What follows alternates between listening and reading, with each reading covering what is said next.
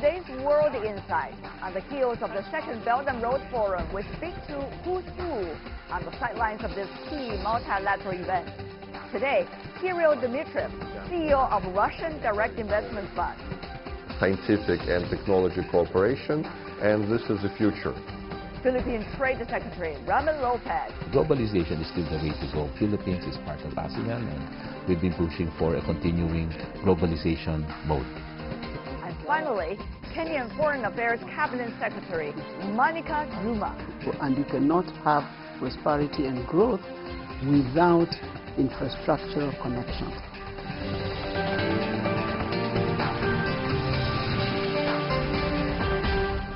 Hello and welcome to World Insight with me, Tian Wei. The program is coming to you on CGTN. Today, we'll bring you a special program on how China and other countries have been cooperating under the Belden Road initiative. On the sidelines of the BRI forum last week, Chinese President Xi Jinping and his Russian counterpart Vladimir Putin pledged to further improve bilateral ties, naming Russia an important partner in the BRI.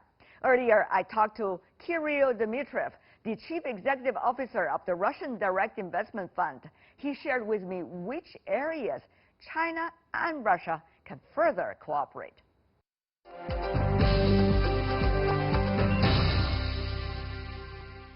The Belden Road initiative, how much cooperation really is there between China and Russia? Can you give us some number? Yes, there is definitely lots of cooperation, and we are talking about joint investments in roads, in infrastructure, and there is a broader cooperation between Eurasia Union and Silk Road Initiative.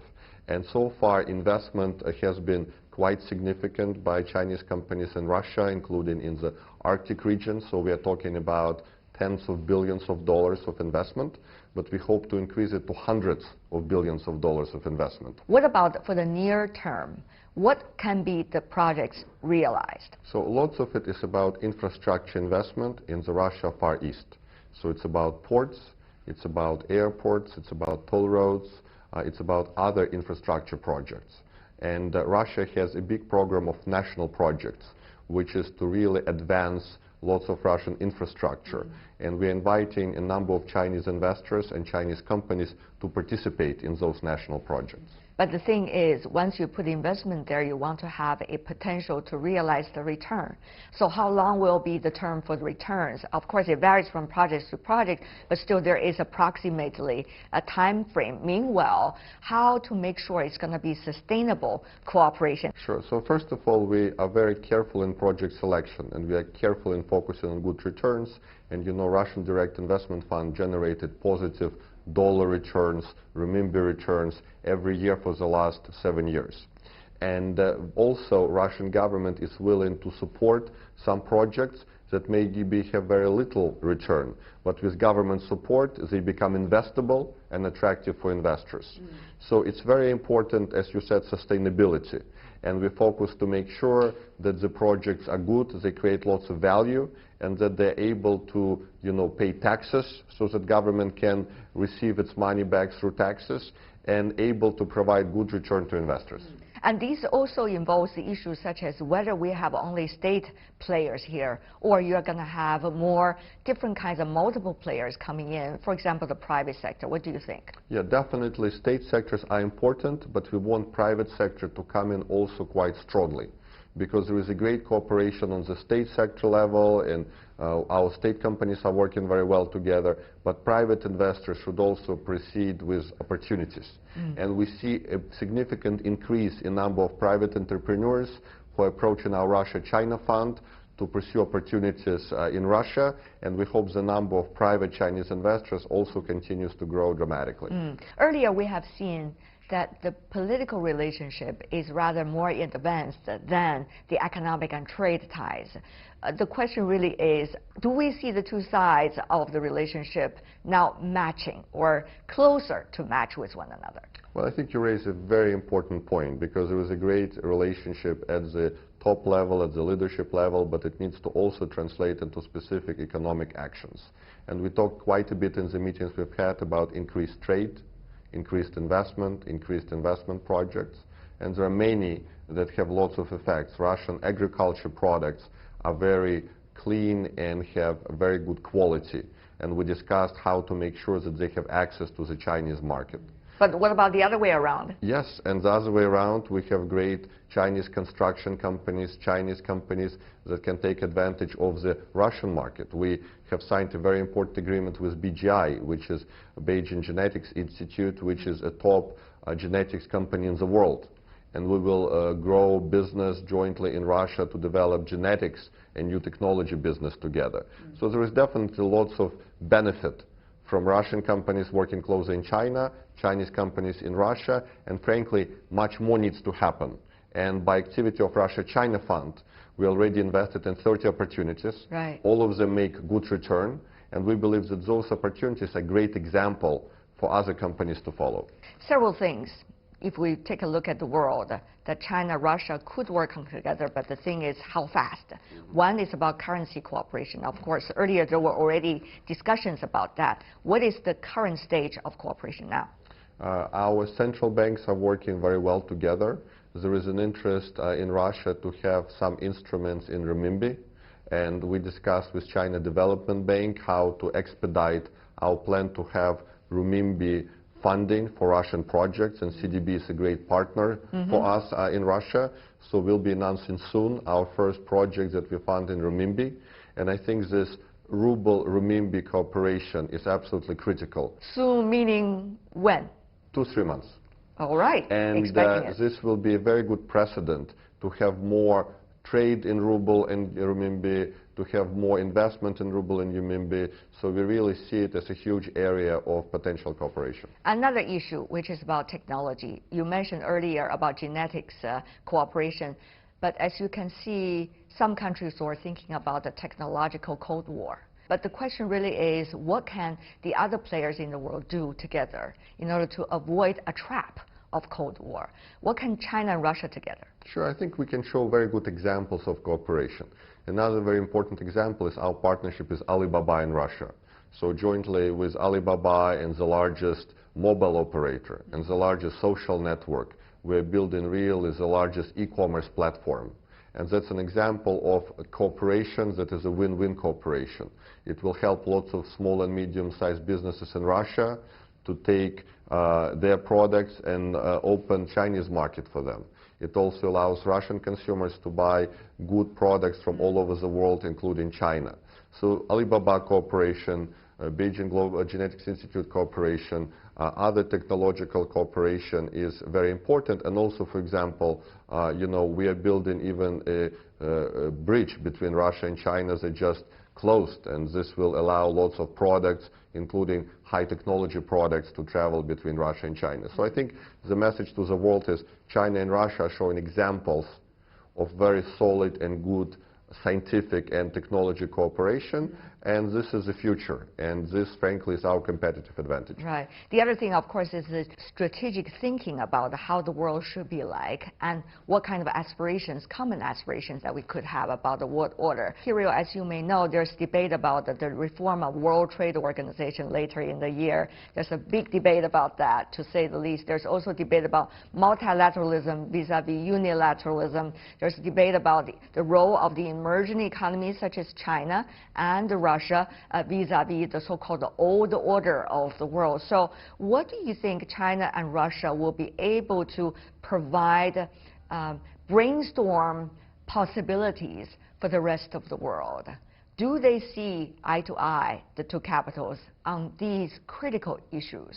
So reform of WTO is absolutely important, and we like that we work jointly with China on many institutes. So we have BRICS institution, which is, BRICS Bank.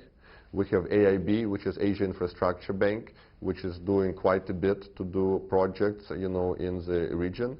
And that is very important, that we see that lots of world institutions, sometimes maybe they fall behind in thinking about the future. Sometimes they get too political. Sometimes they get really very narrow-minded. And I think institutions we created jointly, such as BRICS Bank and AIB, etc., they remind those institutions that they need to follow time, to be less political, and to be more focused on creating value for the world, for different countries. And I think it's very negative when some of those institutions are used to not promote trade and investments. And by the way, lots of WTO agreements have been violated by the US and by some other nations who introduce sanctions and other limitations. So I think WTO generally is a very good thing, but since we agreed to WTO, you know, the rules and regulations of WTO needs to be followed. I see. Finally, before we go, peace and stability. So from your job as well, and particularly as an advisor to the president of Russia, what do you make of the latest development? Chairman Kim from the DPRK visiting Russia and discuss with the president, and also about the issues such as the Korean nuclear issue, its potential for the region, particularly for the business environment in the region. And Russia has been a very positive player in North Korea denuclearization.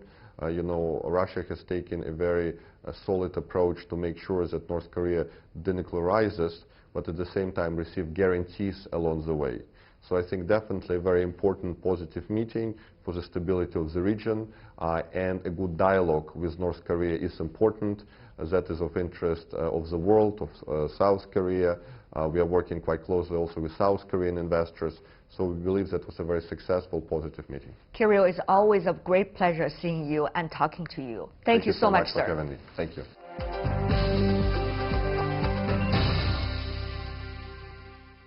That's my interview with the CEO of Russian Direct Investment Fund. You're watching World Insight with me, Tian Wei. Coming up in the program, I catch up with the Philippine Trade Secretary Ramon Lopez and Kenyan Foreign Affairs Cabinet Secretary Monica Juma.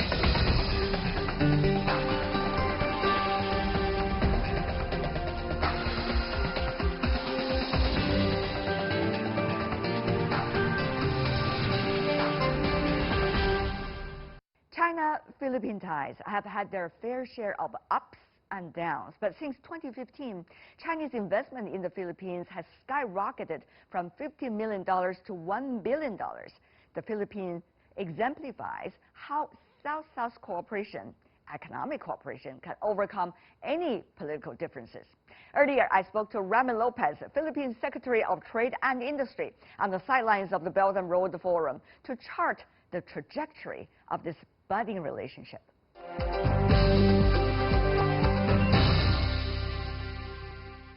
Secretary Lopez, what a pleasure to see you in Beijing. Great to be here again. Some say in many bilateral relations, trade and economic ties is if factor. Yes, yes.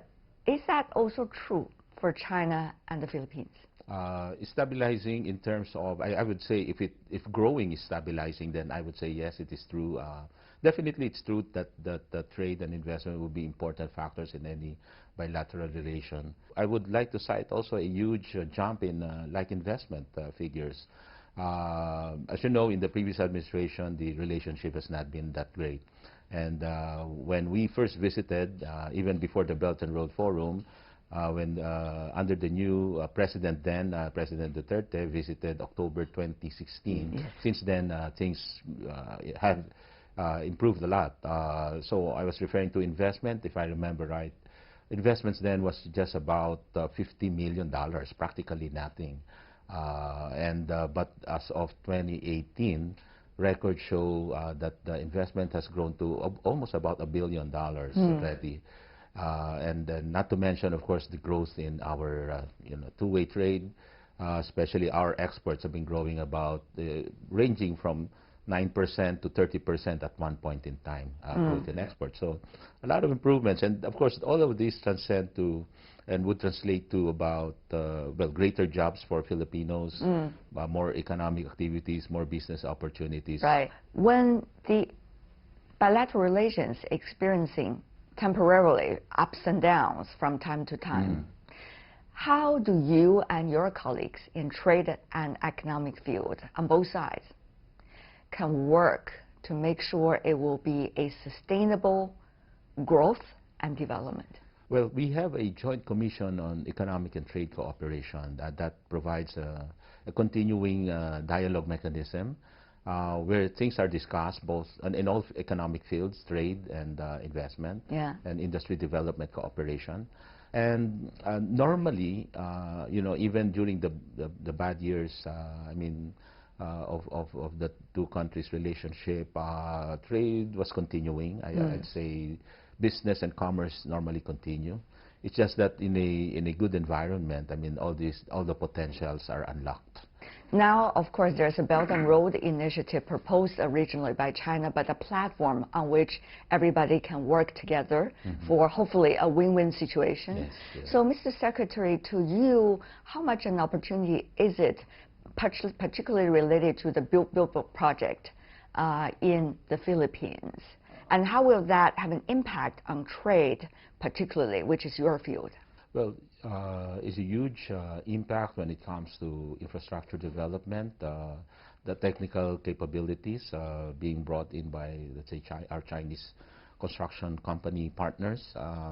Of course, financing can also be of help. And a lot of talks actually are happening, and so far even our Department of Finance, they were able to show that the credit terms, the loan terms, are actually superior or better than other loan terms. Previous transactions of the Philippine government with other countries. So that's contrary to many. You mean the loans related to Belden Road initiative? Yes, yes. And contrary to many perceptions, or at least insinuations being floated in our country with respect to China loans and the so-called falling into the debt trap. And even in that, the numbers have shown that from loans from China would only account for, I think, less than 5%. It might go to even about just 9% of our total debt. So it's not really a debt trap with China. When an initiative comes out from a developing and emerging economy, there's so much suspicion. Whether it's geopolitical or whether it is a financial. Help us to understand about the challenges, but at the same time opportunities if developing countries and emerging economies can work together. Yeah, but some probably would have a notion, an idea that the developing economies helping other countries might not be offering the same, best terms, best rates possible. But in the end, it boils down to what would be the final transaction terms that are taking place. And these can be compared really, and comparable and competitive, shall we say, compared to other transactions. And therefore, they should not be viewed with suspicion. Let the negotiators get to the final terms, and in the end it's really usually a commercial transaction still, and boils down to negotiations between two different sides. So one will just have to find a win-win combination in all these transactions. What is win-win for the Philippines? Well, development of creating more jobs, development of the economy. Thankfully, our economy has been performing really very well. 15 consecutive quarters of over 6% growth. Congratulations. 80 consecutive quarters of positive growth, and unemployment down. Poverty incidence 5 percentage points down in the latest survey. So all these things are pointing to, I think we're doing the right things, in other words, under the President Duterte's administration. Yeah. As you mentioned, President Duterte is demonstrating a very charismatic leadership. But at the same time, you also see the development of the world is ever changing. As a minister and secretary in charge of the areas of trade, I'm sure you've been thinking a lot about the big trend and the role that the Philippines could play in all of these big changes.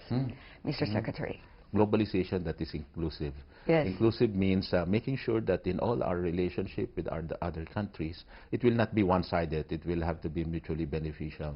And in fact, to the extent that we're the big guys, big countries, we'll be helping the smaller countries to a certain extent. So that can come in the form of technical and capacity building, training, and at the same time, once the economies of smaller countries like Philippines get to improve and competencies are developed and products are developed better, the bigger countries should be opening up their market, giving more market access.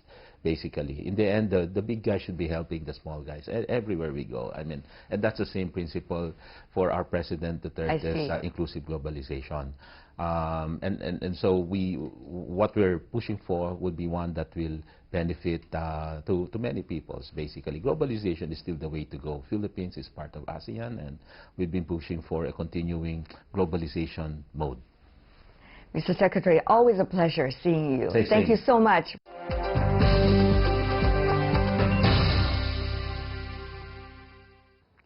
That's my interview with the Philippine Secretary of Trade and Industry. You're watching World Insight. Coming up, one-on-one with Kenya's Foreign Affairs Cabinet Secretary, Monica Juma, right after this break.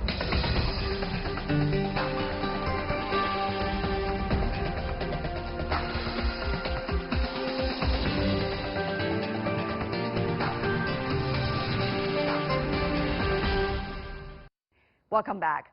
Kenya is an important member of the Belden Road initiative, as it acts as a pit stop on the maritime Silk Road between Asia and Africa. The country's new Standard Gauge Railway epitomizes what's possible through the BRI. Earlier, I talked to Monica Juma, Kenya's Cabinet Secretary for Foreign Affairs and International Trade. She told me the vision of BRI aligns perfectly with Kenya's own national growth strategy. Take a look.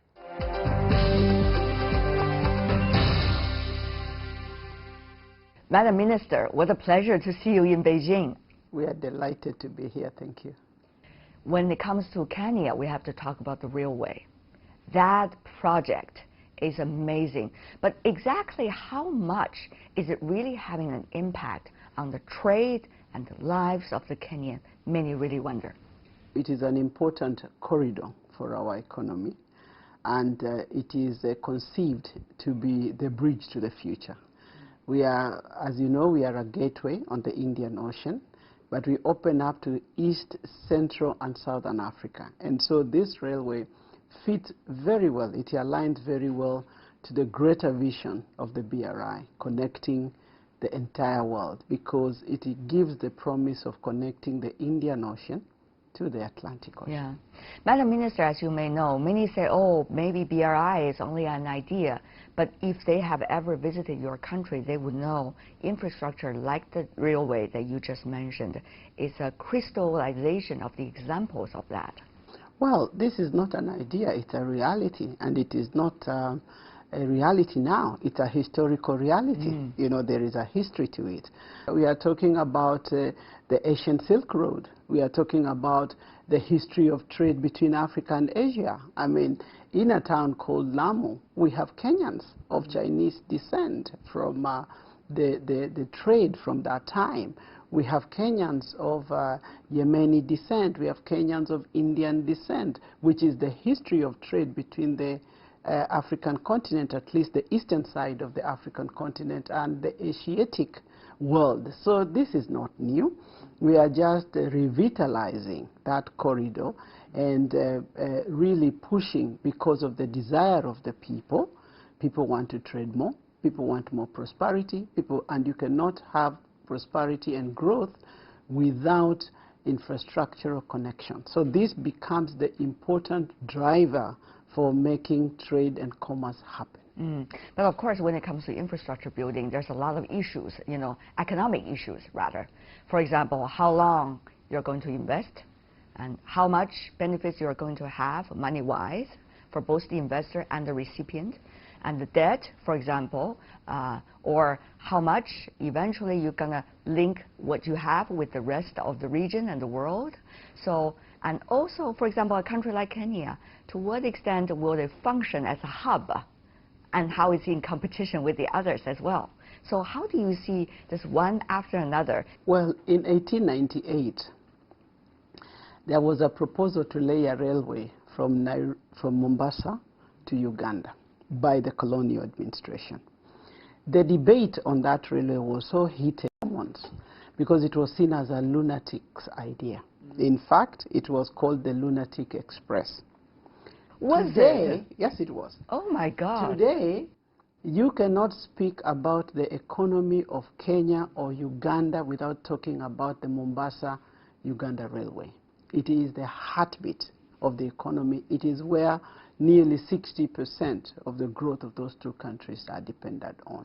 Now, that was the vision of 100 years, you know. And so the SGR is about now, but it is more about the future and the prospect of opening up to a future of growth, to a future of prosperity, to a future of connecting the entire, across the African, the middle of the African continent. Right. And so the conceptualization of this project is really a project about the future. And in order to have that future, you must invest now. So that is really the essence of this. Now, if I speak specifically about the debate about the cost, I think the useful question would be, is this railway costed more expensively than any other railway? And I think the answer to that is no. Now, as it began to give us benefits, the answer is yes. Your president and the Chinese president have been upgrading the bilateral relations. But next step, how is it going to correlate with what your president has proposed as Vision 2030 and the 4 strategic points? How would that work? Well, when you talk about Vision 2030, it is literally about a development that is inclusive, that is participatory, that improves people's quality of life. This is what it is about. And so there is a perfect alignment between the visioning in the BRI and our own national vision. Now, from Vision 2030, it has been cascaded down to the short and medium-term plans. Now, within this current administration, we are focusing on the Big Four. A Big Four: universal health care, affordable housing, manufacturing, and food security. Again, a perfect alignment, you know, which is focusing on improving the lives of people, on growing productivity, on increasing dignity, you know, of the people. But also, if you have a healthy population, most likely you will have more money to invest in other areas. You're most likely going to have a population that is more healthy and therefore more productive, you know. If we talk about connectivity, ICT, we are a country that is probably on the cutting edge in terms of ICT innovation and progress. So again, really the visions of both President Xi Jinping align very, very well with the vision of President Kenyatta. And that is why we were among the founders of the BRI, because we believe in that vision, and we see that it is going to help us achieve our own vision, as well as the vision of development in the East and Central Africa region. This is the very first time a developing and emerging economy such as China, working together with other developing economies as well, such as Kenya, on a platform that is helping with South-South cooperation, but also helping with a global vision. Everybody is on a learning curve, both us that are doing it and those who are watching it. So how do you see this interesting phenomenon being reflected in the global discussion and debate about whether it's BRI or the role of the developing countries for the current international order and debates? Well, I think the essence of this is the realization that as humanity, we have shared values. First of all, we have a shared history, but that our future is inextricably linked. I think history has told us that it does not pay, there is no premium in having wealth in one part of the world. I think that is the lesson of history. And that is why the vision of the BRI around a shared humanity, shared prosperity is so important. That in fact you can have, as my president says, a mutually, a win-win situation. And I had one of the presidents today say that you cannot have a winner in a zero-sum game. And I think this is the lesson, frankly. It doesn't coexist. You cannot have it. It's not possible. You cannot have a zone of wealth and a zone that is deprived. It doesn't happen. So the only way to secure the world is to grow together, to generate prosperity together, and to have a common humanity, which has always been the essence of the United Nations. And that is why the threats that are upon multilateralism, and there was a concerted call for us to revitalize cooperation, to revitalize multilateralism. And I think, again, this is the value of the BRI, reminding us that we are in this together, you know, and that multilateral action is what is needed, because the kind of threats we face today cannot be dealt with by one country, no matter how strong, no matter how visionary. And it is threats such as climate change, where it doesn't matter what you do, the other country, your neighbor, has got to put an effort in it, you know, so that we can all have collective action that is mitigating the negative impact of climate change. So it is those types of threats, the threat of terrorism, for example. No one country can claim to have the ability to deal with terrorism. So you need a concert of action. The threat, even the threat of poverty, you know, the whole debate around the SDGs is that we are going to have to act together. And that is the essence of this. So I think herein we have a development framework that also calls upon us to really revitalize and re-energize multilateral action towards a collective, a sense of shared, because we have shared values, but also because we are of a common humanity.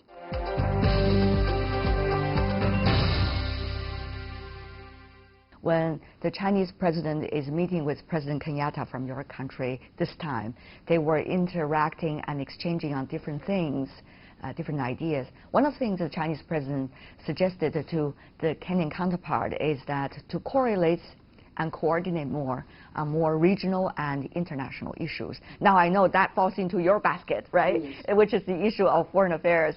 How does that is being reacted and perceived by the Kenyan side? How do you see the rest of the agenda of the year likely to provide the two countries with opportunities to correlate and interact?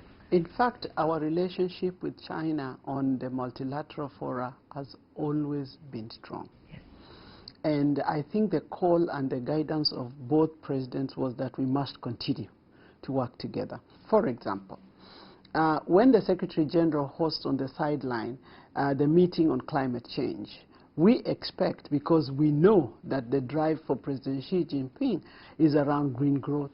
Yes. It's around, you know, sustainable development, and this speaks directly to our agenda. You know, we are a global leader on environmental sustainability. So this is an area where China and ourselves see eye to eye, and this is an agenda that we are likely to prosecute together.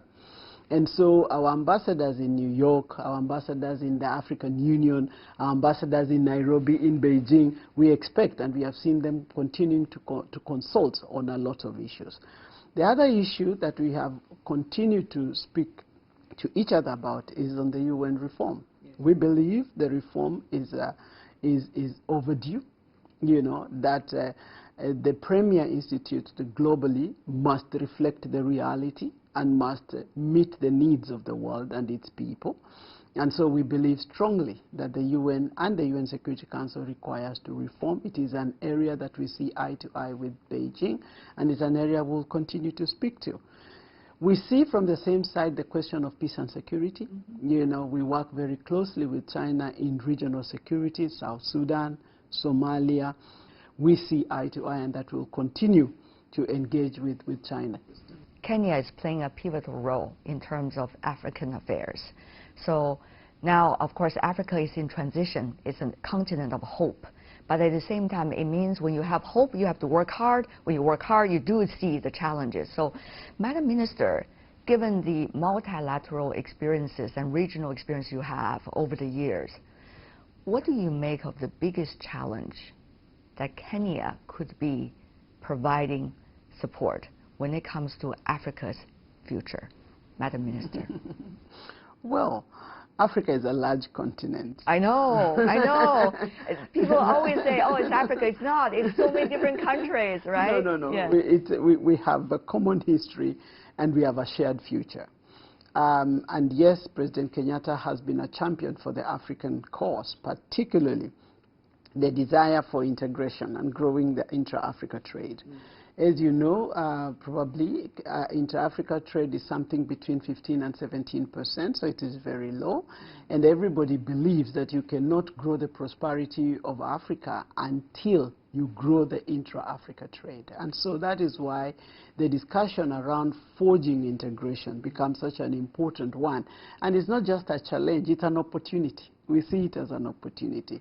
That's why we are very excited that we are going to be launching the Continental Free Trade Area, having acquired the 22 ratifications now. Right. And so this is an opportunity. You know, it's hard work because we have to think about closing the infrastructure gap.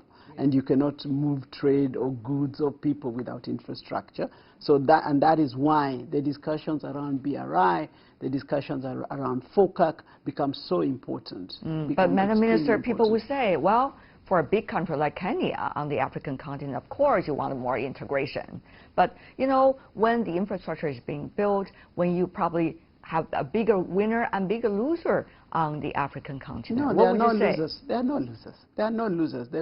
We will all be winners. Because once you develop, if Kenya is developed, then our neighbors develop. If our neighbors develop, we develop. You know, so it is really, and that is the essence of this. Even those of us who are telling us, why is China getting involved in Africa? We are asking China to get involved from an aid perspective, but because we have opportunities for investment. So if we want investment with returns, because we know those investments are going to spur development, are going to generate jobs, are going to spur prosperity. Right. So it is a win-win situation. But Madam Minister, another issue is that people talk about, because we see some of the African countries going through their own domestic reform. Do you see that as an immediate challenge for African economy to be able to streamline their priorities in terms of development? For every country in the world is undergoing reforms, because you would have to. Because there is no country that is at a point where there are no dynamics that require realignment. So every country is undergoing reforms. And I think the exciting thing about Africa is that you see every country is actually on the ladder of reform. You know, we are all improving. If you take, for example, Kenya, our ease of doing business indexes have improved. In fact, the last have been among the most improved countries.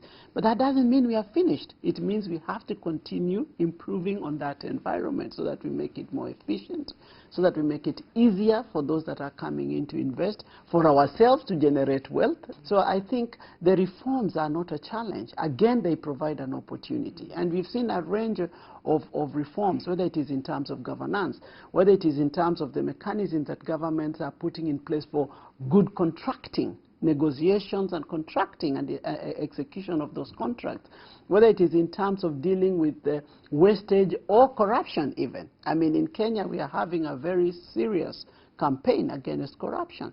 And all these are aimed at improving the environment for business and for investment. They are also meant to optimize on the resources so that you can get better returns and so that you can actually hasten the development program. So these reforms are not a challenge. They are an opportunity. And finally, Madam Minister, this is 70th anniversary this year for the PRC, People's Republic of China. Indeed. Of course, China and Kenya long ago established diplomatic relations. This is the 56th, if I remember. It is. Yes. So how do you see what history can enrich us? There are very many lessons out of China. Very, very many lessons. If you look at the speed of the transformation, within 4 decades, pushing almost 800 million out of poverty, it is a big lesson, not just for Kenya, but for the world. And it is something that people would want to emulate. And now, clearly, China is becoming a carrier of global values. I think this is important. Again, global values that embedding this notion of a common humanity. This is very important because there's a sense in which the values of the world have tended towards individualism, you know, and we have seen probably the limit, unilateralism, almost the limit of that. We're beginning to say maybe we've gone too far. How do we come back and think about a one humanity? Because if we don't think about it this way, we can risk we can actually enter an existential threat to humanity itself. So I think there are a number of lessons that we can draw out of China, a number of lessons as well that we can draw from the African side. You know, the need for people-to-people connectivity, which is why encouraging the visitation of people, encouraging the understanding of diversity, cultural connections, you know, art connection, student-to-student connection and so forth is so important, because the relations of nations are underpinned by the relations of the people.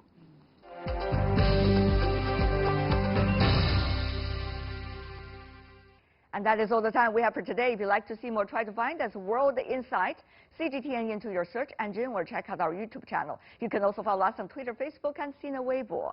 From Tian Wei and everyone on the World Insight team, thanks for watching, and tune in again next time for more insights across China and around the world.